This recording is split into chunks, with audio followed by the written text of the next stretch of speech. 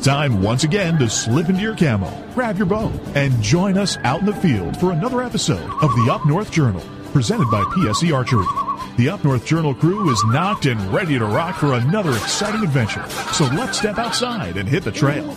This episode of the Up North Journal podcast is brought to you by PSE Archery, Black Eagle Arrows, Fourth Arrow Camera Arms, Wynd Scent Vapor Hunting Scents, Killer Food Plots Seeds, Supplements, and Attractants, Cabela's, Spot Shooters, Antler Action, Family Tradition Tree Stands, and Badass Slingshots. Welcome back to another episode of the Up North Journal podcast, everybody. I'm host Mike Adams, sitting in the cabin roasting my tail off tonight with Dan DeFaw. Well, what's wrong? It's October 22nd, and it's 70 what? 4 degrees. At what time? 7 o'clock Eastern time? Yep, 7 o'clock. The sun has set.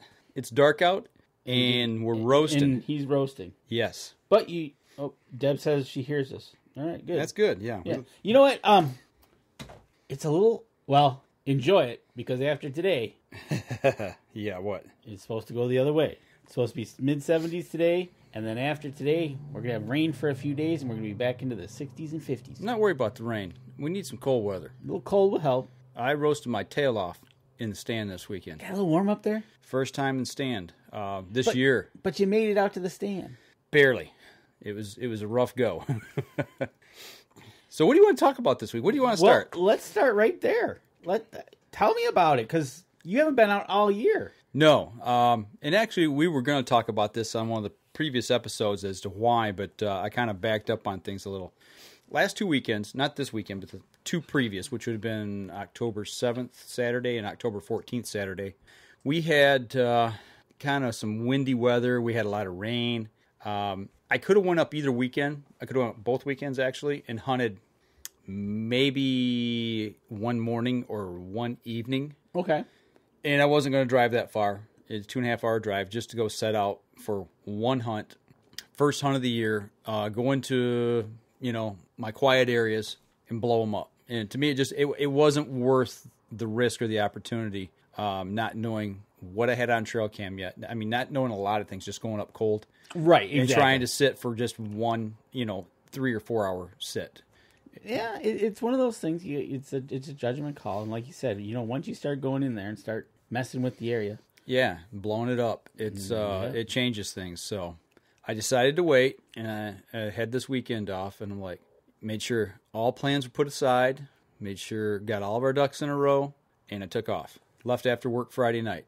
How was the drive? I left work an hour and a half late. Did you really?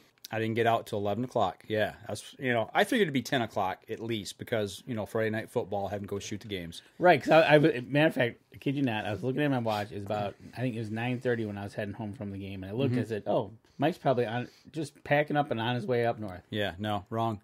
9:30, I was still in Grand Blanc shooting the game that went into overtime. Not only that, I got there at halftime, and it was 5 after 8 when I got there. And it took 2 hours to play the second half.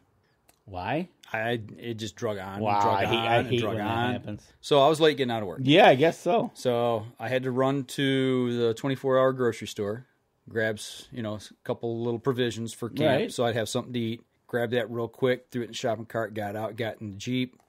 Hadn't eaten all day. Had to stop at my favorite place, Mickey D's. Grab a burger and a fry. That took 15 minutes because every person in town picked the one that I went to. The first one I went to was closed. So I'm like, this is not starting out very well. So got on the freeway, started booking it north. I was on the highway maybe 10 minutes. Just got outside of Flint, north of Flint. All of a sudden, seen this buck standing right at the edge of the road on the freeway. I'm like, oh, please don't run out. That nice buck? It wasn't a shooter, but I could see antlers. He was a 6 or an 8 point, probably 2.5-year-old buck. All right. Yeah, I mean, I noticed him, and I'm like, okay, that's number 1. So I started counting deer. And as I got further north, up above Saginaw and Bay City, once I got up to where the divided highway, where the trees are in the middle, I seen some more. All in all, I saw, I think, 9 deer on the way up, and I got into camp at about 2 o'clock, I think. Okay. Yeah, it was almost 2 o'clock when I rolled into camp. And at one point, I'm driving up M33 heading north, and going through ag country. Oh, yep. You know, and my eyes are always peeled, you know, whether it be a cornfield or a clover field or whatever, you know, alfalfa, whatever. And there's this one dip in the road. It comes down to a creek bottom. There's a big ag field next to it. It's all green. And I'm like, I got to watch out there. Sure enough, a beautiful, 8 or 10 point was standing really? there. He wasn't like at the edge of the road, but he was. My headlights caught him, and I could see him. You know. Oh, geez. So I was like, man, I said, you just need to pop on down to camp. Right, come on down. Seen a coyote on the way in. Actually, he crossed the freeway just north of the 190 mile marker. Okay. Then got into camp, broke camp. You know, got everything in. I finally got in bed. It must have been close to 3 o'clock, maybe 3:30 by the time I went to sleep. Well, yeah, by the time then you got to wind down. Yeah, clock went off at 5:30. Had a migraine headache, and I'm just like, click. I'm rolling back over. I'm not going out. It's too warm anyway. I mean, it was. I can't remember the temperature. I think it was 65 when I pulled into camp. And that was at 2 o'clock in the morning, right? Yeah. So yeah, I laid around. I got out of bed at 10. Made some coffee. Struggled. I mean, I was struggling. I was hurting really bad. Laid around until almost noon. One of our camp members come in with his daughter and his grandson. Okay. And I was like, hey, somebody's here. Now, because I almost contemplated coming home. I was so bad that I'm like, I'm not going to go out in the woods, get sick, get hurt or something. Right. And nobody's nobody out there, around. Right? But when they came into camp, I'm like, okay, I'm going out. So I kind of got my wits about me and struggled, got out in the stand, rode my bike out. And all I had on, I had a long sleeve shirt on. In my camouflage shirt, which was, by the way, was old school. Yep. Mossy oak. It was an old school one. And I thought, actually, let me back up just a little bit. Oh, no, that was this morning. I'll tell that story in just a minute. Okay. But I had the old school shirt on. I thought, well, maybe it'll bring me some luck, you know. I hadn't worn it in a while. Sure, why not, right? You know, I think it was the old tree stand pattern. You know, one of their very first camo patterns that Mossy Oak come out with. Yes, it still fits me. There you go. So, get all my gear together, throw everything on the bike. Note to self, when you switch bows, make sure the new bow fits the rack that you've got. Oh, you haven't tested it. Haven't put it on the bike this year. Right. That Evolve riser is different, a little different than the Decree that I had last year. So I'm looking at it. I'm like, don't work that way. Flip it around. Doesn't work that way. I'm twisting and turning, and finally I come up with a configuration that works. But it took me. It was like a puzzle. Yeah, 5 or 10 minutes to get that together. So got out in the field and parked the bike and got off, started walking to my stand. You know, and it's one of the things, you know, it's the first time in the woods. It's like, okay, wind's out of the south. I can hunt 3 different stands. Which one am I going to hunt? You know, I just kind of plant through my head, and I'm like, well, from what my scouting reports from our manager has told me, I'm like, okay, well, that stand's a morning sit. That's a morning sit. That one I'm not sure about. And I know my stand, the one I set up that I really want to work on this year. Right. I knew that was an evening sit. It's like, okay, gonna go to my go-to stand, and I start walking down along the edge of the field. Border Patrol is up about 6 foot. In places, 6, maybe 8 foot in a couple spots. Okay. There's some places the Border Patrol really took off. There's some places it's only about 3 foot high. I don't know if it's my soil or what. Wasn't even. Yeah, and my seed distribution wasn't really even either. We're going to try and work on that next year. Yep. And get it thicker. But, I mean, there's some places it's just beautiful. But anyway, long story short, you know, I'm kind of walking and I'm gauging where the gaps are in it. And I see a deer in the field feeding. I'm like, okay.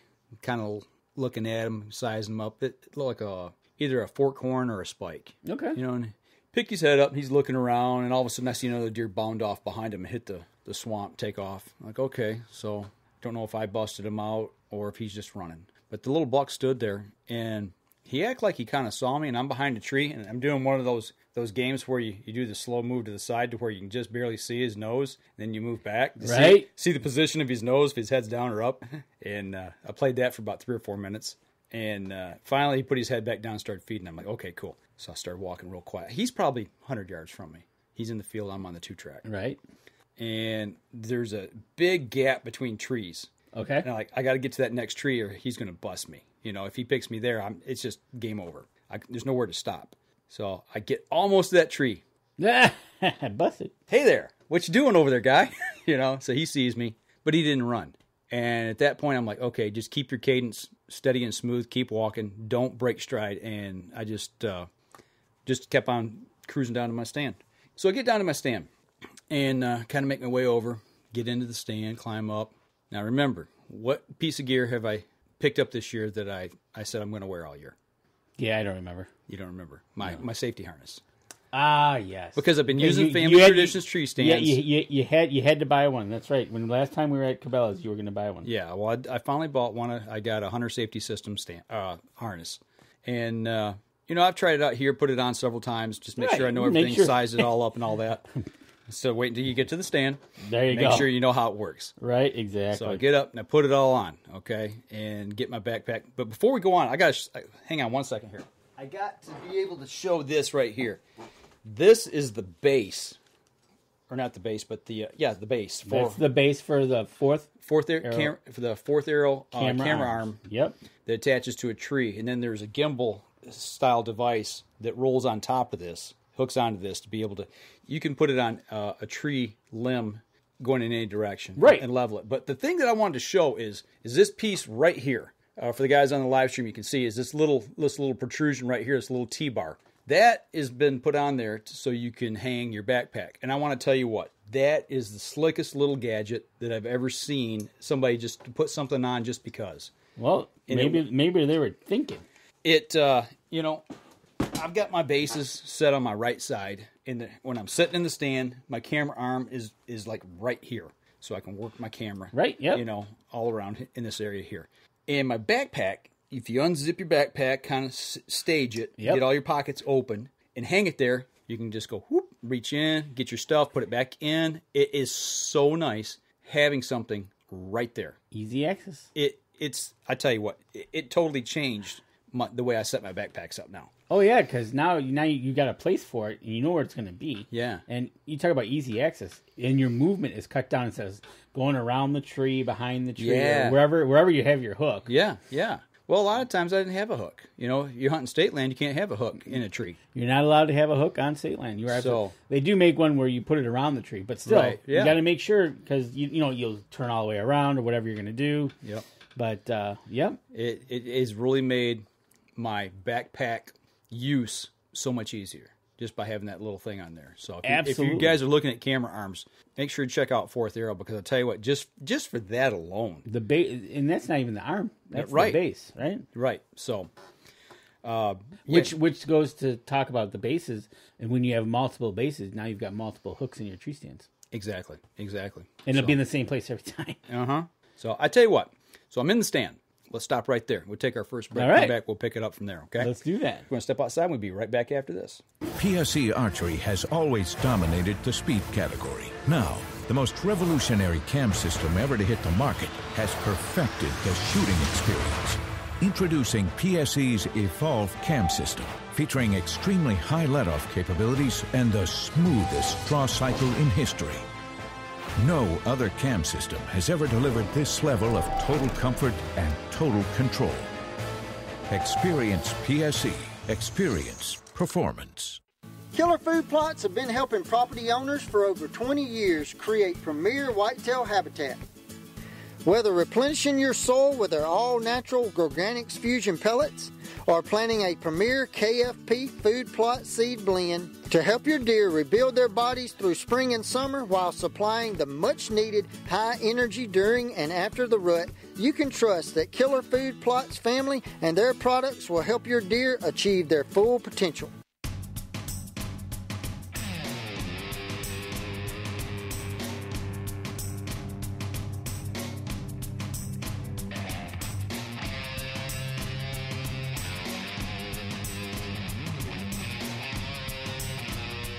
Welcome back. Second segment. We're back on the air. We are back on the air. Technical difficulties in the break. Yes. So, but we're just about for you to walk out to your stand. Yeah. So I talked about getting all set up in the stand. So I put the safety harness on. Okay. Decide this year. I've been using Family Tradition tree stands, ladder stands. Yep. It's got the safety bar. I should be wearing a harness, but I haven't been. So I got one, got all practiced with it, putting it on, getting it all sized up. I get out to the stand, I put it on, wrap the tree, tether in, locked in, sit down, got my bow, and occasionally you'll stand up how you stretch, and you kind of turn around, you'll just kind of check your shooting lanes. Well, I stand up, everything's good, left, front, and then I kind of turn to my right, I can't move because that tether gets a hold of my arm, my draw arm. Is binding you up? I can't draw my bow and shoot to the right. Uh-oh. So my question is, what do other people do? Are safety lanyards from your safety vest to the tree, are they all the same length? I'm pretty sure they are. There's probably a standard. There is a safety standard. Well, it needs to be about a foot longer. I can't shoot to my right. Well, we're going to have to fix that. There's got to be a way to do that. You need an extension. The only thing I could come up with, and it's way too time consuming, you'll get busted in a tree stand, is hold your bow in your left hand or your right. If you're left-handed shooter, I gotta imagine it's the same way on the left when you draw. Yep. So I'm holding my left hand. I grab a hold of my lanyard, and kind of leaning back. Yep. And then I take and swivel it around my shoulder as I turn, so I can face and draw. Okay, but here's the next problem. So you got this thing hanging in front of you now. Now you're trying to draw, and it's binding you this way. You don't want to put it. You don't want to put it in the string area. No. So what do you do? So what you do? Hold on. What you do is you listen to a comment from Andy, and he notices that the Summit harnesses were shorter than the HSS ones. Even shorter. He says they're even shorter. So what do you do? Okay, so I kind of tell you how we do it. Now back up just a little bit, because I was thinking this through in my stand. Now I remember the old hang-on stands. Okay, yep. Oh, yeah. Most of those have a flip-up seat. Right. So if you stand and you reach and you flip your seat up, your back is right to the tree. Correct. You got slack in that, so you can turn. But you got to remember, on a ladder stand, it's a fixed seat. And you're already this far out. Right. So I can't lean back any further than my legs can go. Right, exactly. So you're about 18 inches away from the tree already. Yeah, I mean like a regular chair. Right, exactly. So you need an extension is what you got to put on there. And do they make extensions? I don't think they actually make them per se, but you could make one. Oh, Dan Yasa says, remind me to tell you about my harness when I see you guys next. That's got to be a good story. Okay. Andy was complaining at Jay's. Okay, so Chad, his uncle, and him double up heavy-duty paracord to make it longer, to give it some slack. Okay. So that's a tip. Hey, Kyle, what's going on? Kyle's showing up. So what we do is... Kyle got something for you here later in the show, too. So what we do is we have, from other safety systems... the lanyard, bits and pieces? Yeah, basically, really. Leftover screws from the package? You didn't read the directions? Not quite that. Hey, just cut it. We'll sew it together. Yeah, no problem, right? Right? But we take two of those, and we put one around the tree, and we add an extra 4 feet. 3 to 4 feet, I guess, to that. And so you kind of can adjust it to where you're at. And that gives you the extra. So it actually hangs down below. So you can turn. So 3 or 4 feet, man, you ought to pick up some good speed before that thing snaps and you fall. Well, don't fall out of the tree. See, and I know that they keep it short so you don't pick up speed if you fall. But all those have the deceleration in them. Right, yeah. So it's just a matter of... when it starts popping. Yeah, right. Yeah. So then you start bouncing off the limbs. But anyways, that's how we do it, and then we hook in. But that's something interesting that you said, because I wonder if you would think they'd take that into account. I bet you a nickel that somewhere a lawyer or law firm has looked at this and said or some safety standard, it's got to be this long or shorter to keep you from because when you fall, gravity takes over and you start picking up speed, until you reach, maximum velocity before you hit the ground, if you're up high enough. Of course, I think you'd have to be pretty high for that to happen. Yeah. But you know what I'm saying. I know exactly what you're saying, because especially when it has to do with a safety item like that. Sure. They have, I'll bet you 2 nickels, they've had multiple lawyers look at it. Yeah. Turn it upside down, look at it backwards, figured it out, because I know from other experiences in the automotive world, when it comes to a safety issue, you make sure you cross every T and dot every I. So I'm sure it's X amount by X amount, and they're good. Well, answer this for me. We've been doing this for 10 years now. I mean, I've been hunting a lot longer, but working in the outdoor industry for 10 years now. Why has this just now come up with me? I mean, why have I never heard this before? If you think it was such a problem for people, from shooting platforms, that this question would have arose at some point. You know what? Kind of to prove what you just said, going through what Andy's saying and Jacob Abrams and they get it, they find the problem, and what do? They engineer their way out of it. Right. Right. It's like, you know what? just add a piece or do this, and then it works. Yeah. Well, somebody needs to make something that you can actually, like you said, an extension. And you don't tell me it can't be done. I mean, for goodness sakes, I just put a snatch strap in my Jeep before I went up. You know, it's looped on both ends, and you pull cars out of the ditch with it. I know that'll hold. Make something similar strength that's an extra 1.5 feet long. Well, I would take it and just go around the tree. I'd take an extra piece, go around the tree, and then you already have that piece. You need the double carabiner on each end. Right. I'd do that. You know, paracord's a good one. Yeah, I've got some of that too. I've got two. I got a 25 and a 30 footer or so. But I don't know. I was frustrated. I'm like, are you kidding me? The first time I put this thing on, and I'm already having issues with it. You know, it's just, to me, I wasn't expecting that, I guess. And Andy says his lineman's belt acts like an extension. Okay. Mr. Hoffman, how you doing? So, I'm sure it's come across, but... okay. So I'm not the first one. You are one of a kind. Shut up. But I don't think it's going to be in this situation. But so that was my big dilemma. Okay. Okay, so... Now you know you have an issue shooting to your right. Yeah, so I can't shoot to the right, so I'll get that biggest buck you've ever seen came in on your right? Yeah. I did figure out that if I wiggle just right and undo my middle strap, I can wiggle out of that and then come around to shoot. Right. So I just can't fall while I'm shooting. Oh, okay, good. Man, that's a plan. But that's movement. You know, right, that's more movement. So absolutely. But no, I got in stand. Okay, so you got in the stand. You had this issue. You worked yourself out of the issue. Yeah, it was way too hot. It was warm. It was warm all weekend. I was in stand by 3:00 and sit until it got dark at 7. I got down at 7:15ish. The only thing I saw was 2 black squirrels and a chipmunk up until 10 minutes till 7. I mean, it's starting to get dark, and I'm contemplating, okay, you know, when can I not see my pen? And playing that game, you know, sitting there and, you know, looking at your pins and trying to figure all that out. And I kind of look out in front of me across my Nebraska field.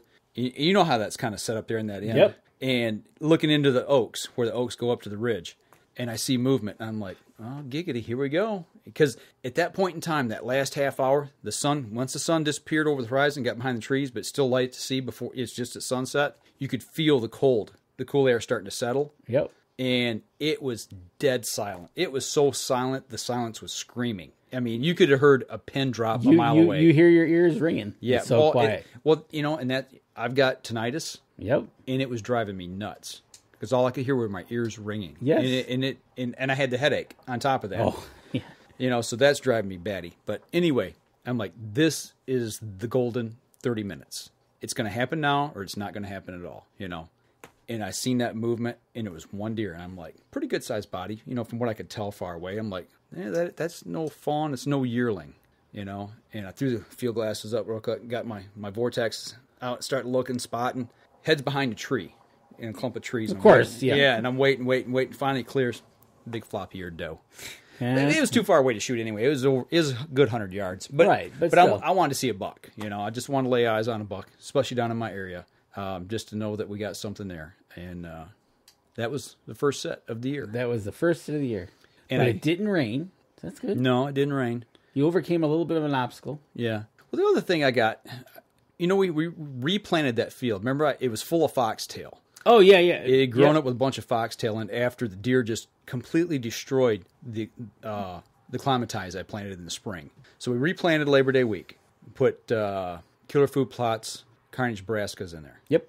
Okay, everything's coming along nice. I get up there, I'm looking. Looking for your brassicas? When I'm going to my stand, I'm like, I know they planted the field. Where's the food? You know, I can see some old rye still sprouting up here and there. And it's like, where is it? And then I get down and I'm looking. Size of my thumbnail, I'm seeing little green sprouts of brassica, of turnips and rape and all the other stuff that's mixed in there. The deer completely mowed the field. They're and it's hungry. not just my field. I found out this morning the same thing in the other field I hunted. Everything in it mowed to the ground. I mean, right to the dirt. They've totally decimated all of our fields. So, in other words, you're gonna have to do something to alleviate that. We got an issue. Yeah, you do. You do. Yeah, now they hammered both times I planted that field. They hammered it. Fresh green's coming up. It never got a chance to take off. We're gonna have to fence it, or something. Right, exactly. You're going to have to fence it just to give it some time to start growing up, right? But I rode back. I got on the bike, rode back into camp. I got to the base of the dam, pushed the bike up the hill to the dam, and started walking the bike across, and my head's pounding. My chest starts hurting. I was sick to my stomach. I'm thinking, I'm going to die. I'm going to have a heart attack right here, and just, that's the end of it. There's Mike. And that's when I took the picture, that sunset picture, And the last thing you did. Last thing I did, I'm going to take a picture of my last stand, But I kind of got it together and got back to camp and tried to eat something. Couldn't settle my stomach at all. My head was pounding still. I had liquid gold. Had my Dr. Pepper. There you go. Poured me a glass of that, and I thought, if I'm going to go down, I'm going to go down swinging. And I had a little something, and I put a half a shot in. Took 4 drinks. Headache was gone. You killed the headache, man. Just like that. I don't know if I don't know what it was. If it was my stomach that was causing my headache. It could have been. But I tell you what, I was a wreck. I was a complete wreck that whole day. I almost puked in the stand. Now that would have been classic if you would have puked and shot at a buck at the same time. Yeah, I mean it was pretty bad. But what can we do with you? I don't know. Well, that was first day. All right. We're up on our next break, so let's step outside, take our next break. We'll be right back and talk about today. Be right back after this. So what do you do when you've completely redefined the way bows are engineered? When you've reached the pinnacle and the band starts playing your victory song, you start a revolution out of thin air. Introducing the all-new PSE Carbon Air, engineered with true carbon technology to be the lightest high-performance bow in the world. Experience PSE. Experience performance. Killer Food Plots have been helping property owners for over 20 years create premier whitetail habitat. Whether replenishing your soil with their all-natural Organics Fusion pellets or planting a premier KFP food plot seed blend to help your deer rebuild their bodies through spring and summer while supplying the much-needed high energy during and after the rut, you can trust that Killer Food Plots family and their products will help your deer achieve their full potential.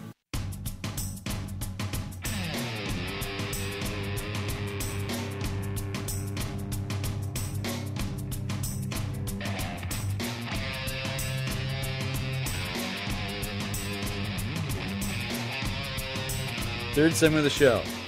Second day of your morning. Okay, so shook off all the bad mojo. It's all gone. Yeah. Well, yeah, because you watched Alabama in the evening and... No, they played while I was in the stand. Oh, they played a day game. Oh. Although I did break the phone out 2 or 3 times and check the score, just to make sure we were okay. And then I watched Michigan lose and get pummeled. Well, yeah, that was easy. Yes, I did smile. That was an easy button. I'm sorry for Michigan fans, but it's the way it goes. So anyway, next day, fresh start, okay? Okay, yesterday I tried the mossy oak, the old mossy oak shirt to bring out some good luck. Didn't have so much good luck. So I wore it, but I put on something over top of it. It was a little cooler this morning, and actually I wore it out to the stand, then put my hoodie on after that, my scent lock gear on. But as I come outside to the porch and I set my boots down on the step, and I'm sitting down to put my boots on and lace them up. Light. There's no light on. It's dark. And I look up, shooting star. Really? Yep. Oh, that's cool. So I'm like, okay, cool. That's good omen, right? Absolutely. I'm hoping. I think, anyway. So get all my gear on, get out to the stand. I went and set in a different set this morning because the field I hunted last night, I know is primarily a evening field. Okay, everything we've ever seen on trail cams from what our scouting report from the guy who manages the property, he generally sees deer in that field, in my field, usually in the evenings. So I'm like, okay, so I got 2 stands, actually 3 stands I can hunt in the morning. Which one do I want to go to? Decisions. Yeah. So with somebody else in camp traveling in and out, I was like, well, I'm not going to hunt the one close to the lodge. Just too much traffic, too much commotion. I said, well, okay, that leaves the 2 down in behind the dam that I rode past to go into my other one. Okay. Eeny, meeny, miny, mo, which one am I going to go, And I didn't make the decision until I walked off the dam. And sun was, just the very first twinkle of light was just, you could see just a little bit of brightness. So I could have went to the one that was further away. It'd take me another 5 minutes to get there. Not a big deal. Both, it was a south wind. That one's not really the one that's a little further away is not really set up for a true south wind. So I'm like, okay, I'm going to sit here in the big field. Okay, the one in behind the dam. Big oak tree. Still had leaves on it. All right. They were orange, but still had leaves. So I'm like, okay, we still got cover. We got foliage. That's where I'm going to sit. So I climbed up, got all strapped back in again, got my hoodie on, got my gloves on. It was a little bit colder, so I put on full gear this morning and sat there. And it must have been, I got daylight, good daylight about 7:30, I think, 7:45-ish. So it must have been 8 o'clock, somewhere right around there, maybe 8:15. I'm looking into our timber cut, which in behind that is the swamp, cedar swamp. So I'm looking at this cedar swamp edge. Deer typically use it as a funnel to fill out, come into the food plot. I'm at the very edge of the food plot. It wraps around my tree, okay? Right. And then goes up straight behind me. So I'm like, okay, I can look over my shoulder, and I can see that whole food plot. So I can see them coming in and get ready, get primed if I need to get up. If I got something in front of me, I got to be able to see it, get up, and get ready quicker. So I'm scanning. But I look over my shoulder, and there's 2 does, but they're feeding across, probably 100, 150 yards behind me. Got the glasses up, look, okay, nothing there, no big deal. It was a mama doe and this year's fawn. So I watched them for a few minutes. They saunter off, turn back around. A couple minutes later, I'm like, okay, maybe something might be trailing. You never know. Turn around again. All of a sudden, doink, doink, doink. Here comes this spike. He's kind of bounding. He's not running like, he's scalded on fire, but he's bouncing away. Yeah, like he's chasing him. I'm like, well, he wasn't chasing, but you know what I'm saying. He was following him. He runs off. And then about 20 minutes later, 2 more deer come into the same spot, filtered through, and that was it. 5 deer. So I saw 1 the night before, last night, and 5 this morning. I saw more deer on the road than I did out of my tree stand. Well, that's not good. But it was still warm. It was still pretty warm this morning. It was amazing, in the 60s. Amazing you didn't see more deer with the amount of grazing that's taking on it in your fields. Well, here's the thing I think happens. We know what happens. We know what other surrounding people in the area do. Right around this time of year, all of a sudden, people start putting bait out, even though they're not supposed to. It happens. Right. And the deer work off the food plots. They go get the goodies, then they come back to us and finish tearing everything we've got up. Okay. As it gets colder. Yep, that makes sense. Absolutely. So usually, right around the 1st to the middle of October, these 2 or 3 weeks, we see our deer numbers drop on the property and then come back up. Okay. So your October lull is created. It is man-made. Man-made. Yes. Illegally, too, by the way. So one of those things in this state that makes you go hum. Right. So but anyway, so you saw 5 deer. Yeah, and I did have one really cool thing happen to me this morning. That really just blew me away. I'm sitting in the stand. This was probably 8:30, between 8:30 and 9 o'clock. Sitting in the stand. Sun's coming up kind of over my shoulder this way, over my left side. And I'm just sitting there chilling, listening, seeing what I can hear. And it was another still morning. The wind hadn't picked up yet by this time. And all of a sudden I hear, whoof, whoof, whoof. And it's above me, and I look, and about 30 feet above the tree top that I'm in, right over top of me and out in front of me was a bald eagle. No way. And I was just like, whoa, dude, where'd you come from? That's so cool. Yeah. And, he about 3 big whoofs. And then as he come over top, he dropped down and then went up and hit a pine tree about 150, 200 yards out in front of me. Now, do you have a nesting on the property?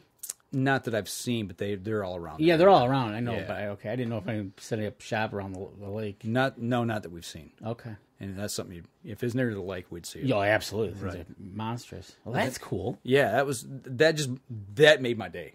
I was just like, that is really cool. Was that the surprise you had while you were getting into? Okay. Yeah, right. Yeah. That's why I said, if I don't bring that up, remind me. Okay. That was, that made the day. That is way cool. And then I seen a flight of 15 geese come in. Oh, geese were flying. Yeah, they buzzed my tree too. They come right over top, honkety honk honk honk honk, circle the lake once, sploosh, land. They sit in the lake for about 5 minutes, honk honk honk, and it's like a party. Hey. And all of a sudden you hear them pick up and take off.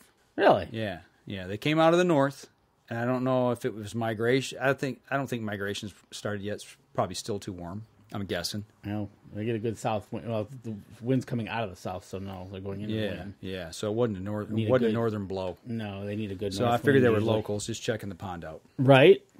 So, but you know what?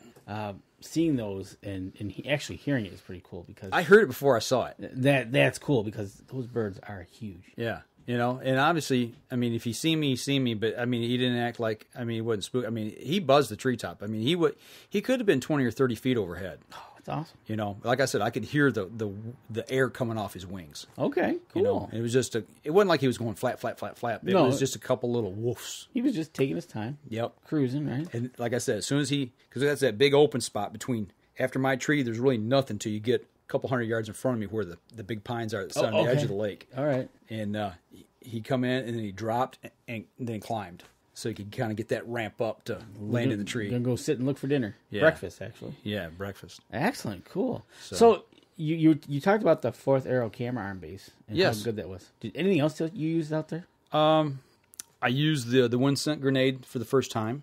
What else? Is there anything else I used this time for the first time? My new Vortex Razor binoculars, phenomenal. I can't say enough about them. Those things are they're bad to the bone. How'd the Wynd Scent work out for you? Good. I want to save that for the last segment. All right, cool. We got a few more minutes here before the last segment because I told Kyle actually hit me up on Facebook about it and wanted to know about it. And I said I'm going to use it for the first time in the field, so I'd bring that report back. So I want to save that for the last segment. The bike performed again, just like I expected this year. I haven't rode as much as I did. I've hardly rode at all this year. Right. I think I've pedaled hard 4 times this summer. So I haven't put nowhere near the miles I put on last year. And it actually showed coming back in last night. Oh, okay. Kind of felt it. Oh, I more than felt it. When I come out of stand last night, I didn't notice it going out. But when I came back in, I rode from where I dropped my bike off. I rode to the base of the dam and then pushed it up. And when I got to the top, like I said, I was hoofing, man. I was out of breath. I was hurting. And I had my backpack on. I had all my gear. I had my bow was on the bike, obviously, but I had all my boots on, and it's just I was weighted down. You were weighted down, and it was hot. And it was hot, yeah. And I paid the price. So, lesson next year. Train harder. Get your butt back out there. Yeah. This morning I rode out and rode back in. It was no big deal.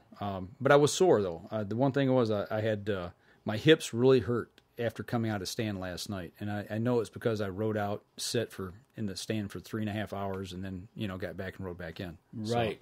So, it's just an old man. That's the problem. Hey, Mike Wilcox saying hello on a beautiful fall evening. It is. It's beautiful. You know what? That's the thing. I packed everything up. I checked my trail cams before I came home. And actually, I'll talk a little more about that in the next segment because I had some issues with trail cameras. But when I was coming home, the sun was out. The wind was blowing pretty hard. But when I was traveling, coming down the 2 lanes and then hitting the freeway, the colors up north, like I want to say from Rose City North. Okay. The colors are phenomenal. Down here, it's almost like it's over. Yeah, I don't know. Because we're in a drought. Yeah, the leaves down here are just burnt. Yep. But up there, the colors are fabulous, man. It's like they're in the peak right now. It was beautiful. I took some pictures as I was driving along, and I just couldn't get over how awesome it looked. So. Did you show a picture of a fawn? No, I did not. Okay. All right. Not that I remember. All right. Not recently. Okay. So somebody was asking a question, but. Well, I'll tell you what. Let's step outside, take our last break. We'll save the rest here. I want to talk about trail cams, and then I'll talk about the Wynd Scent. Absolutely, and I can tell you what I did. Uh-oh. Is it good? Oh, it's really good. All right. We're going to step outside. We'll be right back after this. I shoot PSE because I like one pin to 40 yards. I shoot PSE for the perfect combination of feel and performance. I shoot PSE because you can shoot lighter poundage and increase arrow speed. I shoot PSE for the fastest bows on the planet. I shoot PSE because my livelihood depends on my bow.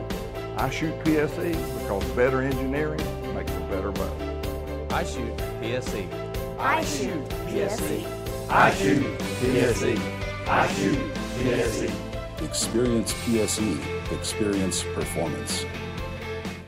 Killer Food Plots have been helping property owners for over 20 years create premier whitetail habitat.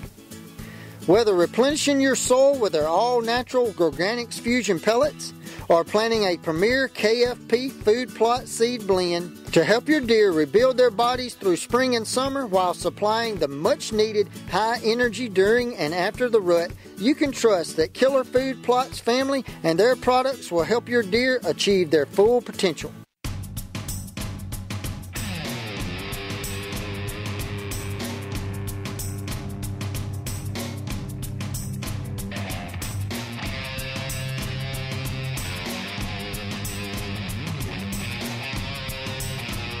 back. Last segment of the show. God, it's still hot out. You know what? You got the window open. Yeah. I hear cars going by, and it's 70. Well, it's 10 to 8, and it's still 70-something degrees. I drove back today. I had the air conditioning on the Jeep. I had the windows down for a while, and it was too hot. I had to roll the windows up and put the air on. Well, and plus it's noisy. And I mean, I had long T-shirt sleeve on, right? Yeah. It's crazy. Yeah, so while you were doing that, I said, you know what? I better get out the crossbows and shoot them, just to make sure everything is where it needs to be. You had them up north last weekend, right? No, I didn't have crossbows out. I won't use crossbows till November. Okay. I give my month of October to my bow. When it gets a little colder, I'll give it to the crossbow. Okay. Then gun season. So you're shooting the crossbows? Yeah, I got them both out today. Shooting your horizontal bow? Yeah. And I'm glad you always should, no matter what. Right. I'm glad I did, because the one was 6 inches off. That's not good. No, I'm kind of perturbed about that, because You're pretty careful with it? I really haven't done anything with it. Yeah. And it was in a hard case. Soft case, I'm like, okay, maybe. Right. And the one that I didn't have in a case or just sitting in my office, I pull that out and it's right on. So it's like, all right. Are you going to shoot it multiple times here over a period of time now? I will shoot it multiple times now. I need to talk. I noticed that the serving was starting to look bad. Right. So I stopped shooting. I don't need anything bad to go wrong. Right. So I'm going to get a hold of my buddy and ours, Chris Schnur, see if he can't help me out and get those fixed and right on. Get those back up and shoot those again. But I was shooting those at 9 o'clock this morning, and it was 90 degrees. It was like, geez, oh Pete. How hot did it get down here today? 70, mid-70s. Yeah. At one point, my temperature gauge in my Jeep read 81 outside. And it could have been. I really wasn't paying attention. I was like, man, I don't know if that was right or not, but it seemed hot. But right. So just another example of why you need to shoot your gear. Well, when I got up north, before I went out and stand yesterday, I got a shooting bag I keep in my room. Yep. Took it out, ranged 20 yards, shot a couple arrows real quick. Just because even in the travel, even in a hard case, I didn't want Bullwinkle to walk out and all of a sudden... You're missing Bullwinkle. Yeah, because of something stupid. I'll have my bag with me when we go up in November, and we'll definitely do that. Also just the fact of getting into because I packed all my gear thinking I was going up last week. Right. Last weekend. It's set in the case. I didn't get the bow out this week at all. Okay. And I'm shooting pretty regular, and I thought, well, I'm gonna throw some arrows. Absolutely. Just get that going again, So, yeah, I did too. How many at your camp bow hunt? How many at our camp bow hunt? Seriously? Well, no, I mean, I'm just saying bow hunt. They grab a bow and they go out. 2 others. So 3 total. You and 2 others. Yeah, our one buddy, Dave, he comes up when I come up. Okay. We hunt together. Right. We work together. He's the one that killed his first deer. Oh, yes. When David Boggs was up here. Right. And then the gentleman who was up with he doesn't bow hunt, but his grandson has a crossbow. Okay. And he's trying to get his first buck. Good deal. I was just wondering. It's just a question. And there's a couple others that go up occasionally, but it's, it's not like, I guess I'm probably the most serious. Obviously, our camp manager, he's very serious about it as well. So serious, he's out of the state, isn't he? That he hunts out of state now, yeah. And actually, he just shot a beautiful bull elk out in Arizona. Yes, he did. I saw that picture. With a bow. Yeah. So, congrats to him. But definitely. And congrats to Lincoln Roan. Got a big Saskatchewan whitetail. That was a beautiful buck. That was a beautiful. His son nailed a Michigan 8-point. Nice one. So, people are getting them. Yeah. They're trickling out slow and steady. Yeah, I think when we get this cold weather coming in, I think it's really going to kick everything in. I think if you play the cold front this week, it'd be a good one. I'm seeing stuff on trail camera. Not seeing Bullwinkle yet on camera, or not seeing anything that's really piqued my curiosity. But I haven't went through all my photos yet. I went out today and started doing my systematic rounds, checking my cameras, pulling cards, putting them in. I carry my laptop with me, dump them onto that, erase the card, put it back in. I got a system. Check my batteries, make sure got batteries with me just in case. Got all done. Went to my second to last camera, and it sets off the trail, the 2-track, and I stop the Jeep and I look. Am I on the right trail? Really? Oh. I don't see the camera. Back up. Nope, not there. I got out, walked down to the tree I thought it should be on, turn around and look back up because I know what the picture looks like from it. And I'm like, this is the tree. There's no camera. I had a python cable around the tree, a lockbox. Right? The only way you're going to get that off is with a Sawzall, with a metal blade, or a humongous pair of bolt cutters. Right. It's gone. And I'm like, somebody stole it. I'm like, did I take it home? There's no reason I would have pulled that camera and took it home unless it was defective. I worked on one here that I had here in the room, but that wasn't it. Oh, okay. That's one of our community cameras at camp, and it wasn't mine. I don't put them in a lockbox. And I went through, and in my mind I'm counting 3 lockboxes that I checked. I have 4. I'm like, man, somebody took my camera. So I'm leaving camp, and as I pull through the gate, I go, I took notes and put down exactly where every camera was last time. So I pulled over, got my phone out, I'm looking, I moved it. Oh. So I'm like, nah, I'm not going to check. I'm not going back to check it. But it really puzzled me. Well, yeah, because you know how you securely locked it. Yeah. Well, in the fact, we've got 3 camp cameras, and then I've got 10 myself. And I'm like, do I have 10 or do I have 9? I couldn't remember. And I'm trying to remember the order I bought them in and which ones I had. And I'm like, man, something's not right. I'm just like, Didn't we have this conversation about when you have too many cameras, what can happen? Yeah, and I'm contemplating getting more. Yeah. That's all I need. But see, the biggest problem is I don't put them in the same place. Well, no, I've got probably 20 or 25, 30 places I put cameras, right. And I move them around. You move them around. It's like, okay, did I move that one this time? So luckily, last time, I thought, and I remember doing it because I was moving cameras. I'm like, I need to make a list of what I've got and where they're at. So that's what I did. And it saved my butt. But I did have a camera go down. Not a camera, but a card. Okay, card went bad. Yeah. And I had batteries go in one camera. I had to replace them, which kind of surprised me. I think it's because I had it on time lapse and it was really burning through it. I had another one that I found out after I left was bad, that the batteries went on it because it quit recording on the card at a certain date before I got to it. And I walked right in front of it, opened it up, shut it off, pulled the card. And when I checked them tonight, right before you come over, right. I'm like, well, these only go to last week. So it went dead. But when I put the thing in, I remember I was going to check the battery life. And I couldn't get the display to fire. And I'm like, well, that's odd. That doesn't make any sense. I wonder why. And I kept fiddling with it. And then I turned it to the on position. And on the Bushnell, you turn it to the front. When you turn it on, you get the red blinking light. Oh, yeah, okay. Well, it started blinking. I'm like, oh, okay, it's good. Closed it up. It had just enough power to fire that LED. Right. So, yeah, when the display doesn't fire up, that's because the batteries are dead. Andy says it's a sign of old age when you don't remember where your trail cameras are. That or too many trail cameras. One or the other. But that's true. I can't remember anything anymore. And Kyle Sharp, I'm pretty sure we had this discussion last time you guys were in the store because Mark and I were giving you a hard time, Mike, because you made us find your key number on 3 Python locks. Yeah. You know what? And I appreciate that because we've talked about that on the show, Kyle. I've got 7 locks that are keyed the same. Yep. And you know what? It's very nice because I've got 14 keys and they're all keyed the same. So I'm never going to lose all those keys, number one. Not. Secondly, I take one key and I go to each lock and undo it. You don't have to worry about which key. You don't need the big ring of keys, right? Yeah. Right. I keep one in my Jeep. I keep one on my key ring. I keep two. I got 2 at camp that I've got put away in case I lose something. So I've got them up there. And the rest I got here in the gun safe.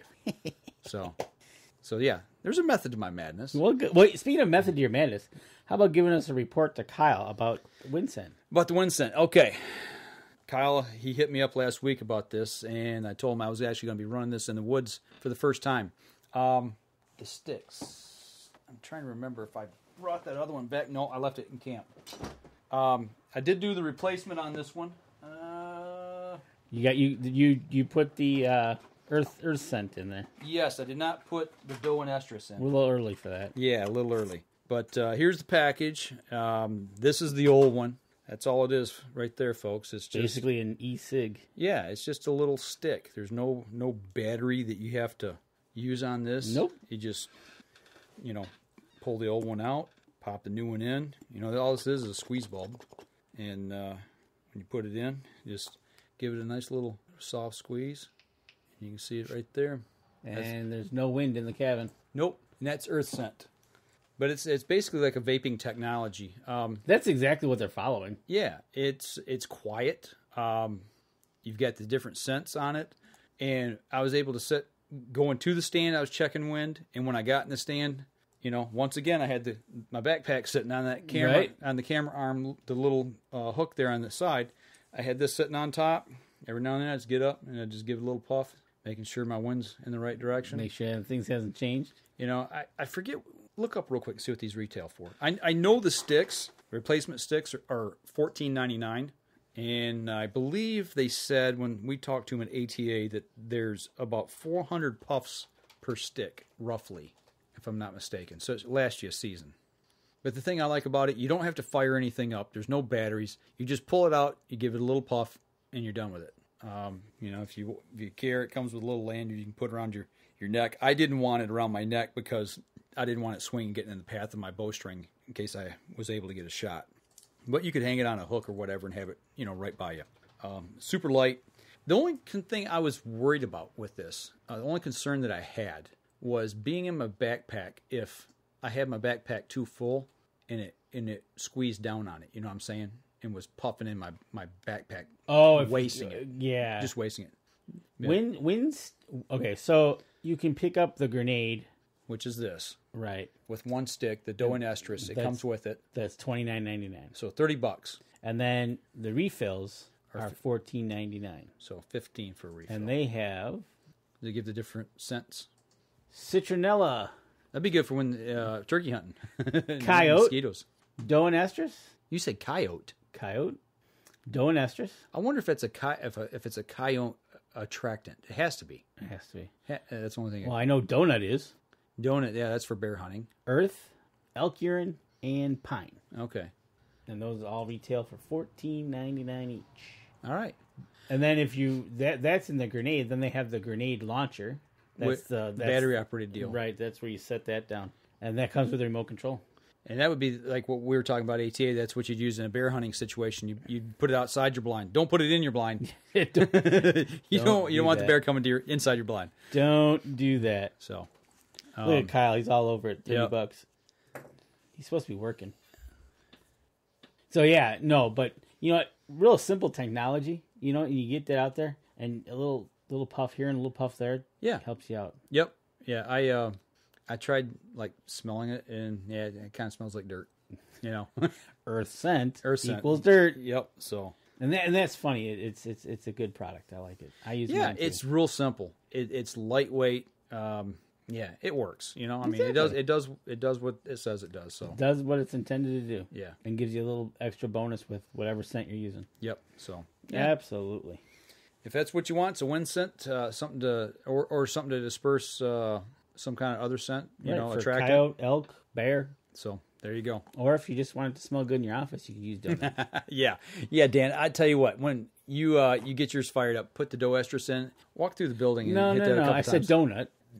Hit that a couple times. See what your coworkers think about that. That would be kind of funny. Yeah. Well, let me know how that goes over. I can let you know how that goes. Probably real good in the basement. Yeah. So overall, it was a good weekend. I mean, I looking back, there were some struggles, but I guess this is the question I had in my mind all this whole weekend when I was sick and even after the fact. You've heard the saying, "Too drunk to fish." There's no such thing. Is there ever a situation where you're too sick to hunt? Well, yes. Ralph Cianciarulo. Yep. Who had beaver fever. That's right. Yeah, he had to cancel it because he couldn't make it too far away from the bathroom. Yeah, because he drank out of the water up there in one of the streams. He was up in Canada, wasn't he? He was up in Alaska. And that's he thinks what happened is when he brushed his teeth. Okay. And he got beaver fever, and he had to cancel a couple weeks worth of hunts. Yeah. Because he couldn't make it 10 feet past the bathroom. Right. So yeah, I'm assuming. Okay. That would probably stop your right there. Okay. I was comparing it to too drunk to fish. Yeah, no. I can definitely. There is a potential. Yeah. I'm not saying drinking and hunting either. I'm not combining the two. No, but it's just a comment. Right? No, it's just a comment. But is there a time when, there is. Absolutely. I did. I contemplated coming home, and I was pretty rough yesterday. But you didn't. You stuck it out, and you got a good weekend up in the It felt good to get Michigan. out. Yeah. Absolutely. Yeah. I'm surprised it's taken this long for me to get in the woods, though. I mean, it's October 21st and 2nd. Slacker. The weather, man. The weather's been a killer. I know. Otherwise I'd have been up the last 2 weeks. We've only got 3 more weekends. 3 more weekends before the gun season opener. Yep. I'm going to be up 2 of those weekends. Right. Taking my vacation. 2 of those weekends. You'll be up next week. Yep. Speaking of, are we doing a show next week? Or am I doing one from camp, or are we passing? What are we going to do? Whatever we're going to do. I don't know. We could either or. We haven't figured that out yet, Yeah, folks. we haven't figured that one out yet. So stay tuned on that side and see what happens with that, and we'll post something. Yeah, we'll get some. We'll manage a show for the folks. Yep. And if I do one from camp, it may even come out late. It might be a Monday. Yeah, that's fine. So just I'll try to see what I can muster up. See who's up at camp. Interview them. I don't know who's going to be up there with me yet. Camp manager going to be there? No. That's a whole show in itself. I know it. I could do a whole year's worth of shows. I know you could. I want to hear about the elk hunt. Right. That's what I was hoping to hear about. Yeah, that's When's what he due back? Don't know. Okay, don't know. All right. I have no earthly idea. I know he's hunting in Missouri right now, and right now he's waiting out thunderstorms. Is he really? Yeah, it's getting pretty Matter rough of fact, down there. Charles Byram mentioned the same thing, I think, about storms coming through. Yep, same thing in his area. So it's rolling through the Midwest. We're supposed to get him here tomorrow. So it's supposed to rain all day tomorrow. Yep. So I'm glad I got up north. Got at least got 2 sets in, and got the bald eagle fly over like a flyby, and got to see some critters, and it's just all about all being out in the woods. Yeah. My deer, kind of watching my deer in the backyard. The bucks are kind of getting elusive. Yeah. And the reason I'm saying that is I think they're traveling more. It's just they're starting to show back up right at dark now instead of just being there. Right. So they're starting to get a little fidgety. To yeah. The does are all together. They're just, but the bucks they're starting to think about it. And everything I've seen on trail cam, the few bucks I have seen, are all run solo. Okay. I haven't seen any bachelor groups in this last set of camera photos. Okay. So yeah, there's something to be said for that, I guess. It's going to be about that time. Yeah. Next week, we get a good cold front come through. I think it'll really kick this pre-rut into gear. Maybe not next weekend, but in the middle of that Halloween week. I think the week of Halloween is probably going to be pretty good. Yeah, that's what I'm hoping. If we can keep it around 40, 50 degrees and have some cold nights, I think we can do some damage. Hoping. Put some meat in the freezer. Hoping. So we'll see. Matter of fact, speaking of meat in the freezer, my wife made from Kelly's deer venison stroganoff. Good. Oh, yummy. Can't beat it. We'll have to have that recipe, and we'll have to do a video. We'll have to do it on the show. We can do that. That was good. Anything else you want to throw in tonight? No. Just get outside, man. It's a good time of year. It's it's kind of funny. We're talking about all this warm weather, and I don't know. I wonder how the winter's going to be. I heard here in Michigan it's supposed to be cold and wet. Right, and it's like I think it's La Nina. So I think cold and wet, not as much snow. We're gonna pay for it on the backside. I know we always do. Well, here's how I play it: the longer it takes for us to get that snow into December or whatever, we know when spring's gonna come. It's later. It's just make that shorter transition. Yeah. So. But no, everything's ready to go, and let's get out there and do some hunting. All right. Well, next week we'll bring it either. We'll get you a show next week. We'll figure out somehow. Either Danny will come over here and break into the cabin and record one, or I'll bust one out from up north, and we'll get something going somehow, some way. So that'll do it for us this week here on the podcast. So if you guys are out on the water or in the woods, shoot straight and be safe until next week on the Up North Journal. This episode was brought to you by PSE Archery, Black Eagle Arrows, Fourth Arrow Camera Arms, Wynd Scent Vapor Hunting Scents, Killer Food Plot Seeds, Attractants, and Supplements, Cabela's, Spot Shooters, Antler Action, Family Traditions Tree Stands, and Badass Slingshots. Thanks for listening, and join us again here next week. Until then, remember, as we always like to say, if you're out on the water or in the woods, shoot straight and be safe. Until next week on the Up North Journal.